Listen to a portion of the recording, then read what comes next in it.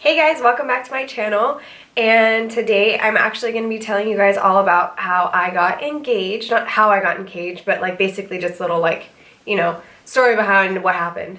I actually have a video that talks about, or like it's me basically talking about how Kevin and I met and this wedding series that I'm going to be doing. So if you want to know all about that, don't forget to watch that. I'll actually have it in like a little card at the corner there. At least I'll try to get it up there. I'm not 100% sure how to do that yet, so hopefully I can get it up there, but if not, I'm sure it'll be suggested down below. Kevin and I have been dating for 5.5 years now, and we started dating when I was in high school. He had just graduated when he asked me to be his girlfriend. So it's been a long ride, but it's definitely felt like it's been like only 2 years, so it's been a good one. I couldn't imagine spending the rest of my life with anyone else, honestly. He's such an amazing, sweet gentleman. He's so good to me. Honestly, I don't know what I did to deserve such a nice person in my life. I've been like asking him, so when are you gonna do it? So when are you gonna do it? When are you gonna propose? When are we gonna get married? Like, I don't know, like I was just really anxious because, or antsy because my dad's very strict about what I can and can't do. And us getting married means that we get to do a lot of the stuff that I'm not allowed to do. And because I do want to take that next step with him, and I do want to get married to him and spend the rest of my life with him and just be a wife for him and take care of him, and I'm excited for all those things now. And it's kind of like that Adam Sandler song, like I want to bring you medicine when you're sick. I'll let you use the remote whenever you want, like that type of stuff. Like that's how I want our marriage to be, in a relationship to be. So because I knew it was coming, he kind of had to plan it based off of me basically knowing that it was coming.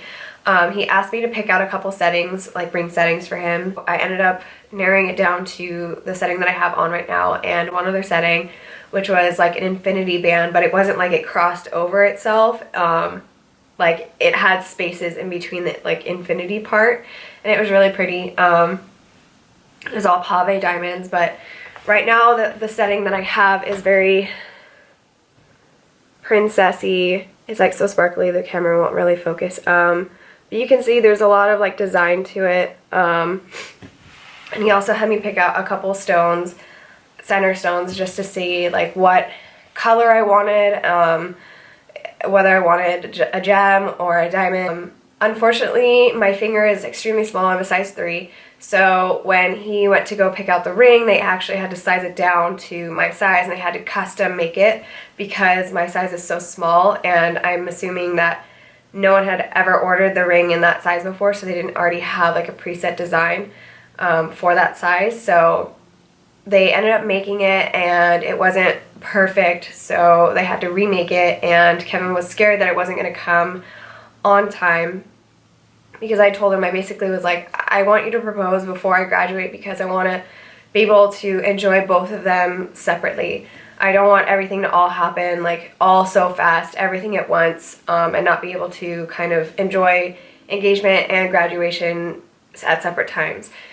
So because the ring took so long, unfortunately, he wasn't really able to propose until the weekend before I graduated, which still I'm happy about. Like, I have no gripe over that. But because he was worried that the ring wasn't going to be ready, he basically told me that and was like, hey, so in case the ring's not ready, I'll have to propose with like a solitaire. I just don't want you to freak out like when it happens. If you see a solitaire, to be like, what the heck, where did this one come from? He'd been telling me all along that the ring wasn't ready, and then he ended up proposing like 2 days before I graduated.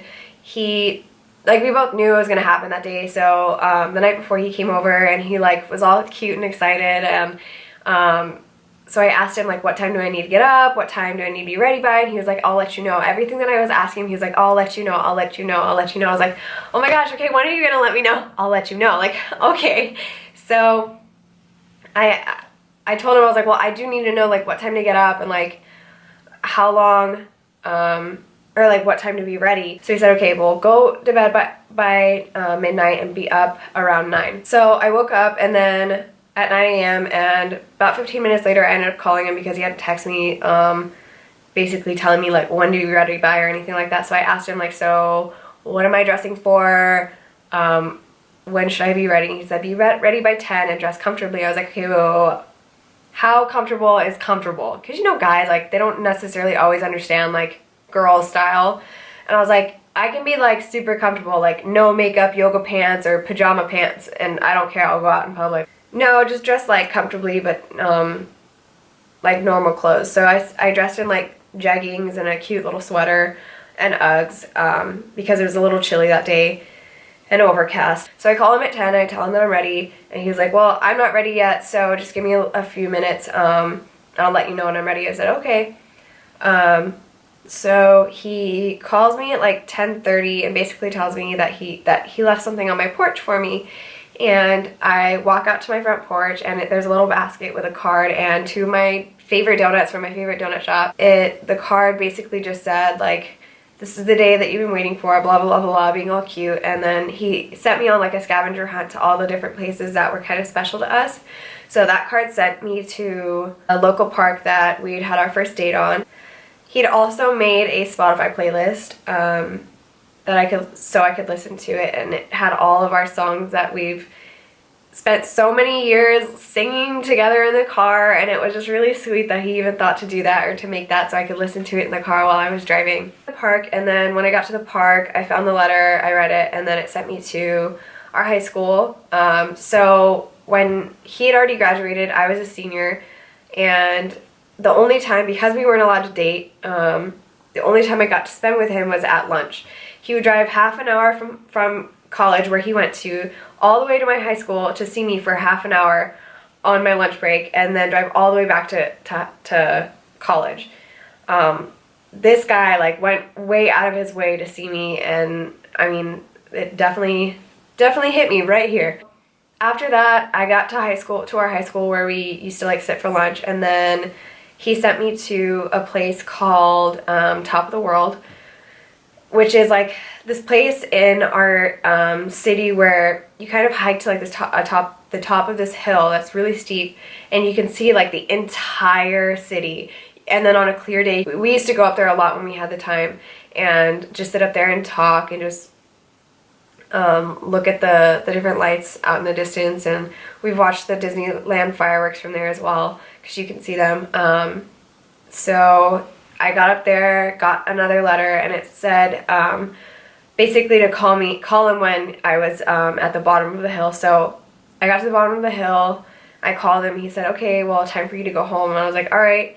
So I drove home, I came home, and I was talking to my mom, telling her all about what happened. And then I found a dozen red roses on my bed, and they had like glitter on them, and it was like, they were so pretty. And then that was the last card that I had, and it basically just said, so this is going to be your last stop. Be ready by 3:30 because a town car is going to pick you up between 3:30 and 3:35. I was like, town car? No way. Like, he's trying to sound all bougie. It's probably just going to be like his mom picking me up. I called him, and he was like, so what's going through your head? And, you know, just wanted to know what was going on with me. And he asked what was I going to do, because it was only like noon, so I had like 3.5 hours to get ready. And I was like, well, I'll probably like eat lunch and then get ready. I was like, wait, if the town car's picking me up at 3:30, can I even eat lunch? And he said, I'll let you know, which was like really obnoxious, but he's like, I'll call you back in like 20 minutes. I was like, okay. So I was just talking to my mom about like basically what had been happening that day, and he calls me and says he left something on the porch for me again, and it was lunch, the exact same lunch that we had got on our first date from the same place. It was so cute. So I ate the lunch, and then I started to get ready. In the morning, I didn't know if he was going to be proposing to me then, or what basically the day had, or what he had in store for me. So I kind of just like rushed and got ready, but I didn't get to do my hair. I was able to do my makeup how I wanted it. I wanted it to be kind of like natural. I didn't want anything like crazy, but I wanted my skin to look good. So I focused more so on my skin, and then just kind of did something really simple and natural with my eyes. So basically all I had left was to straighten and do my hair, which didn't really take me that long. So I was eating my lunch. I was like scarfing it down at first, but then I kind of got nervous and like anxious again, so I lost my appetite again. I I hadn't really eaten much like all day actually because I was so like anxious and nervous, not in like a bad way, but like excited. And the town car comes to pick me up and my dad was like, make sure that town car is actually here for you. And I was like, I don't know why another person on my street would be having a random black town car come and pick them up like at this exact time. Little did I know, my dad actually knew what was going on as well. I ended up getting in the town car and I was like actually really surprised that Kevin had rented an actual town car and it wasn't just his mom, he was actually being bougie. And basically the reason that he did that was because he knew that I was going to be way too excited and I wasn't going to be able to focus on driving, so he didn't want me to be like driving dangerously or anything like that. And like the weird thing was he drove like the exact opposite way to get on the freeway. Like he took the longest route to get on the freeway. What I didn't know was he was doing that so that I didn't pass my parents getting on the freeway too, because Kevin wanted my parents to be there before I got there. So he told the driver to basically like drive around a bunch of different places, like get on the freeway at like a different spot, not at the normal spot. And then like when you actually get onto like the other freeway, like when you merge from one to the next, don't merge at the normal spot because her parents might be there. And so this guy was like taking me all over the place and I was like, where is this guy going? And I was like, I have no idea where the heck we're supposed to go. But then he ended up accidentally like leaving his phone in the cup holder in the front so I could see where the GPS was telling him to go, and he wasn't following the GPS.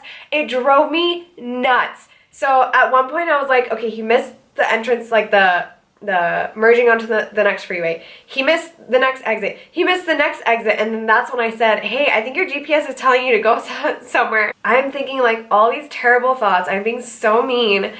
Not like to him, I didn't say anything to him, but like in my head I'm like, where the heck is this guy taking me? I was like, I'm sure I have to be somewhere at like a specific time. Like I hope this guy knows what he's doing. So like I said, I have all these terrible thoughts going through my head, thinking that this guy is the worst driver ever, and he was actually meant to do all that stuff. So we ended up getting on the 55 freeway, and once we got on the 55 freeway I knew exactly where we were going. So he pulls up to like our spot, Kevin and I's spot at the beach, which is the Wedge in Newport Harbor. He's standing there waiting for me, and the driver lets me out, or like he opens the door for me, and so Kevin walks me over to where our spot is at the actual beach. And then he you know, said his spiel, but I completely blacked out because even though I knew what was going on, in my mind I kept thinking like, focus, focus, focus, like you need to remember what he's saying, but I couldn't. I just completely like was so excited that I completely blacked out. So he gets down on one knee, proposes, and then obviously I said yes. And he opened the ring box and I was like, what? Because the ring was not the ring that I was expecting. It was the real ring, and it wasn't like what he had said it was going to be, which was going to be like the little solitaire one, where which probably wouldn't even fit my finger because I don't have a size 3. So I was really excited to see the actual ring, and that he had surprised me on that end. And then he was like, oh, well, the photographer's right there and your parents are over there. So my parents were like all the way at like the other side of the beach, like hiding in someone's backyard in some bushes. So he like flags them down and they end up walking over. And what was funny was the guy whose backyard they were hiding in, his dogs were actually barking at my parents and his mom. And so obviously the guy's like, what the heck is going on? Who's my dog barking at, or who are my dogs barking at?